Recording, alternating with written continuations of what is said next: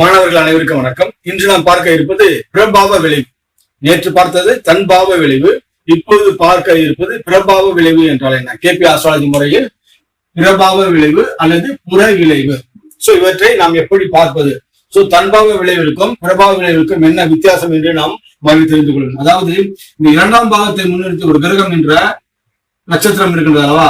இந்த இரண்டாம் பாவத்தை முன்னிறுத்தி இந்த பாவங்கள் இதற்கு என்ன கொடுப்பினையை வைத்துள்ளது, இதற்கு என்ன கொடுப்பினை வைத்துள்ளது என்று பார்ப்பது தன்பாவ விளைவு. மூலபாவத்தை வைத்து பார்ப்பது தன்பாவ விளைவு. அடுத்து பிரபாவ விளைவு என்றால் என்ன என்று பார்க்கும்போது, இந்த கிரகம் புதன் என்ற நட்சத்திரம், ராகு உப நட்சத்திரம், குரு இருக்கின்றது அல்லவா? இந்த பாவங்களுக்கு இந்த பாவ ரீதியாக என்ன மாதிரியான ஒரு விளைவினை கொடுக்கின்றது?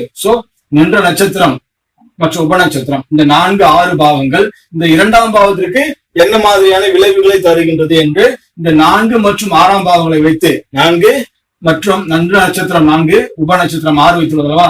இந்த பாவங்களை முன்னிறுத்தி இந்த பாவத்திற்கு சாதகமா பாதகமா என்று பார்ப்பதுதான் பிரபாவ விளைவு, புற விளைவு. நீங்க இப்ப பார்க்கும்போது இதுதான் நாம வந்து சோர்ஸ் என்கிறோம்.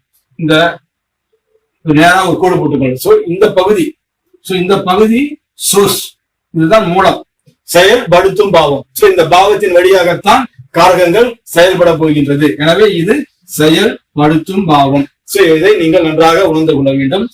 மூல பாவம் இருக்கின்றது, அதாவது சோர்ஸ் மூலம், இதுதான் செயல்படுத்தும் பாவம். இந்த பாவத்தை வைத்துதான் நாம் இந்த பாவத்தினுடைய கொடுப்பனையை பார்க்கின்றோம்.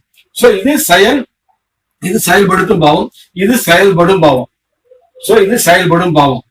அப்படி நான் பார்க்கும்போது இதில் நின்ற நட்சத்திரம் மேட்டர், சம்பவத்தோட முதல் பகுதி, என்ன மாதிரியான சம்பவம் நிகழப் போகின்றது என்பதை இந்த நின்ற நட்சத்திரம் நம்மளுக்கு காட்டுகின்றது.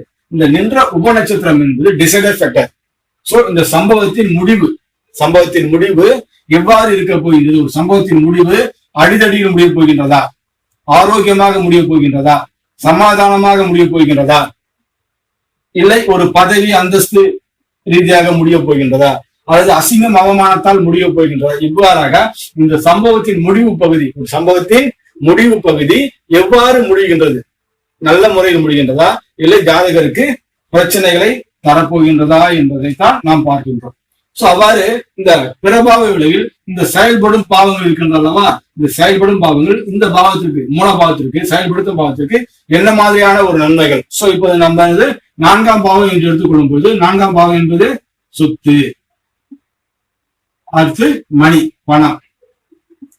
ஜாதகருக்கு சொத்து ரீதியாக ஒரு வருமானம் என்று நாம் எடுத்துக்கொள்ளலாம். அதே போல இந்த சொத்தை ஜாதகர், 2ஆம் பாவம் என்பது பணம் அல்லவா? 2ஆம் பாவம் என்பது பணம். எனவே ஜாதகர் கடன் ஏதும் வாங்காமல் தனது சொந்த கைப்பணத்தின்